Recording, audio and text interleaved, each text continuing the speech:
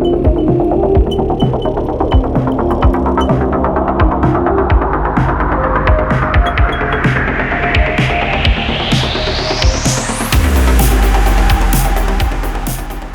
and lasses, Damfire here, back again with some more GR2 content for you today.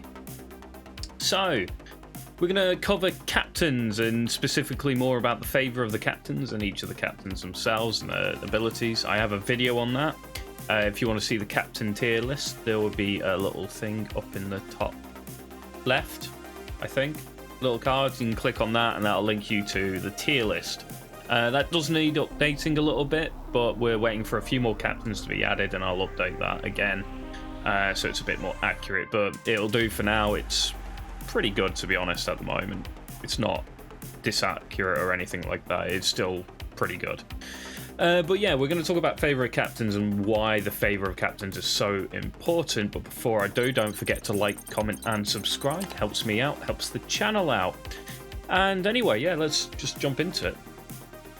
So, captains. As you can see, there's quite a few captains at the moment. I don't know how many in total, actually.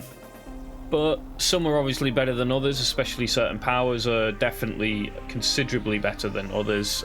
Jim's one, for example, this ability, an all-missile launch, instantly cool down the 5 common devices with the highest battle rating and launch fast in 1.4 seconds.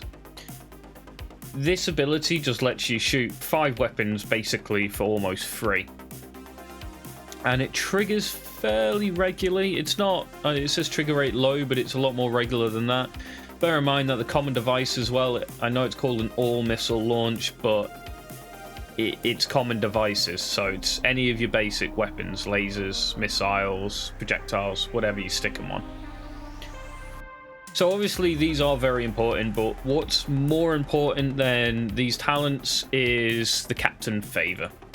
This favour level, getting it maxed out to 30, gives massive bonuses to both your damage and survivability of all your ships, or the ship that he's currently sat on. So we can show you here, if we come out here, we have Jim on my monster at shipbuilding, that's the dock. So we have Jim on my monster. He is adding an extra 66,000 durability here. It's a massive amount of durability. An extra 158 energy recovery, which is quite nice, especially in the Umir tactical, as that absolutely nukes your energy if you've done that before. I've had the point where he can't get shields back up because they've had no energy. He also adds 62,000 to the shields, and an extra 123 to the dynamic speed. The dynamic repair speed is when the shield is online and repping passively, as it does. The static repair speed being while the shield's down, it reps. So there is that, and obviously you also have this ability as well. But if we show you the damage difference, if I remove him and you see the BR drop, 197,000, we'll undeploy him. 159,000. He's adding, no, sorry, 1.9 million, 1.5 million. He's adding 300k to this ship by himself, just from the durability, I'm guessing, alone. I'm not sure if the damage is calculated as well. But if we trial this monster, and we'll show you the difference in damage output. Okay, his ability is going to take into account a little bit as well, but you'll be able to see the numbers difference and the crit differences and the maximum damage output. So if we sit here for a little bit, we'll see what our maximum damage is, maximum potential damage is. That's the highest damage on a single shot.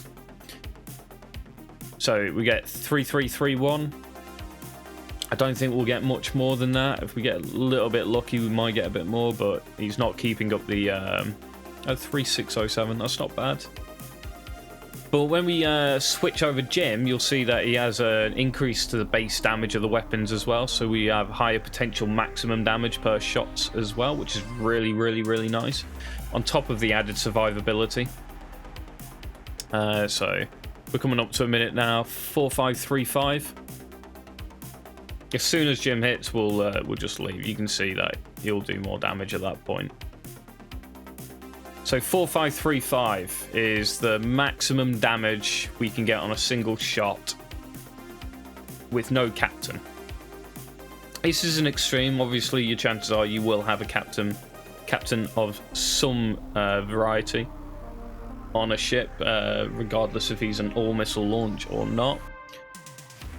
But yeah, it's that Favour 30. The damage output is significantly increased.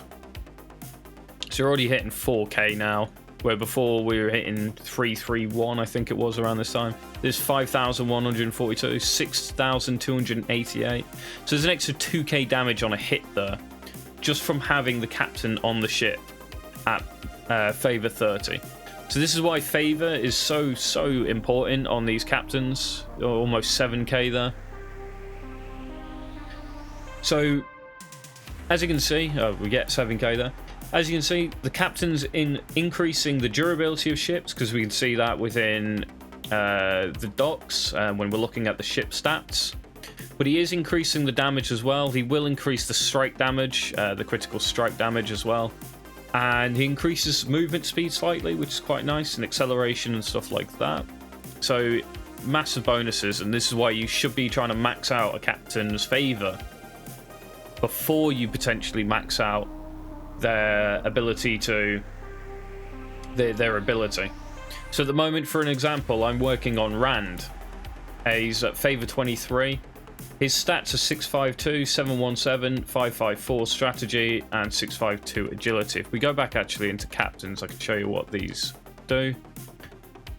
So we click up here. So commander, warship damage, and calibration rate. Calibration is the accuracy of weapons on things like snaking cannons. That's really important, so higher values better. Warship durability and crit resistance rewards, or just crit resistance for fortitude, so that you'll take less damage from crits, and he also increases the durability of the ship, as you saw earlier. Strategy, warship shield durability, shield recovery speed, and warship energy recovery speed improved. We saw those earlier as well. We saw the warship durability, the shield recovery speed, and the energy recovery speed. And agility is the crit rate and the dodge rate. It is not the momentum, I thought it was as well.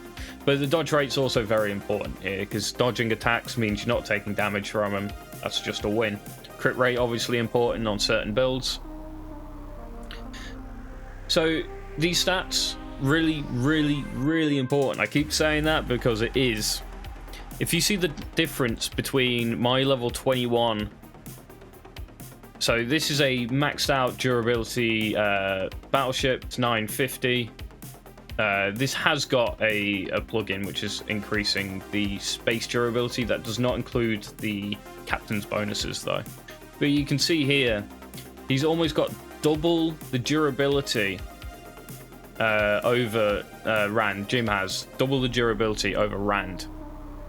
So really important to max these out. Again, the fortitude 717 versus 1323. So you can see right there, that stat is basically double. Therefore, it's translated into basically double. So how do you increase your Favour? Now, there is a few ways. One, if you go into story and you go to subplot, which you need to be on this screen for with all the stars and what have you. If you click on subplot in the bottom right, you'll see these stars. Now these are captain specific, which is a bit unfortunate. It'd be nice if there was maybe a general one that just gave you stuff for all captains, or if maybe they flesh this out so there's more captains available to pick up in here. So as you can see, we have Jim, Rand, Teresa, Leia, Lacus, Baron, and Knight Mirai. Let's have a look at the Rand one, because we're clicked on it already. So in each of these planets, you'll get some certain amount of stuff. So you always get a nice gift box. This gives you a random plus 20 Favour item and a com. If we have a look at the second planet, we can see here that he gets a plus 20 Favour specifically for him. This doubles up, which means it's plus 50 extra Favour for Rand only. Otherwise, any other captain, it's plus 20. But we do also get the nice gift box.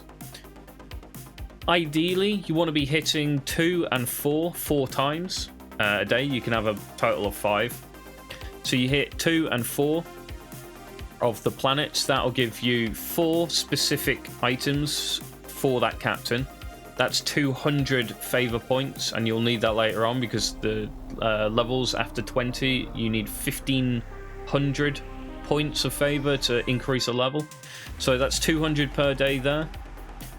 On top of that, if you say you take one of these comms as well, you still get a gift box. So there's another gift box. That's 5 gift boxes you're on currently. If we come back out, we go to challenge, new routes. We go to shop. There is 10 nice gift boxes in the new route shop. So that's obviously really, really good. That's 200,000. Pretty easy to get. I'd recommend trying to pick this up. Actually, this is what I try and pick up every weekend, is try and get all the advanced shield mods, the Krypton tickets, the recruitment, and the nice gift box. I might not pick up the Krypton tickets and go for subsystem converters if I need subsystem converters or development accelerators, etc.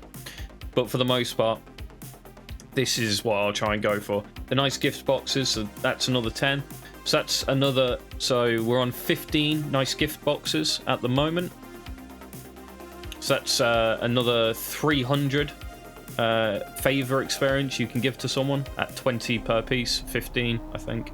2, 5, 3, 300. So another 300 Favour, so that's 500 total Favour we can get. Military competition.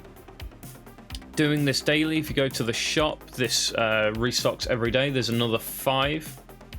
So we can get another 100 Favour experience. That puts you at what were we on earlier? 300. That's another 100 there, so that's 400 plus the 200 from getting character specific ones that you can guarantee. That means you can get 600 Favour per day for a captain. Now at lower tiers, like Lieutenant Teresa is here, that's a level every day up until 20. If they're even lower than that, I think I have some lower than that. Yep. This is 3 levels on Jack the Smuggler for me at the moment. He only needs 217 points. I believe this goes up to around 500 at 10. And then at level 20 plus, it turns to 1500. So between 20 to 30, you can get a level every 2-3 days. And yeah, that's about it, really. It's really, really important that you try and grab those every single day. There's 600 points per day up for grabs for those Favours. I used to save the Favour, the plus 20s, for specific captains when I had them or found them. I've stopped doing that now. I started just pumping everything into a single captain to max him out. Once he's maxed out, I'll work on the next captain. That's how I personally do it. I recommend doing it that way, but if you want to do it another way and save them for the specific captain so you get the bonus points for that, I'd recommend doing that. Anyway, hope you guys have enjoyed this video. Found it informative, useful, and helpful, and I'll catch you guys next time.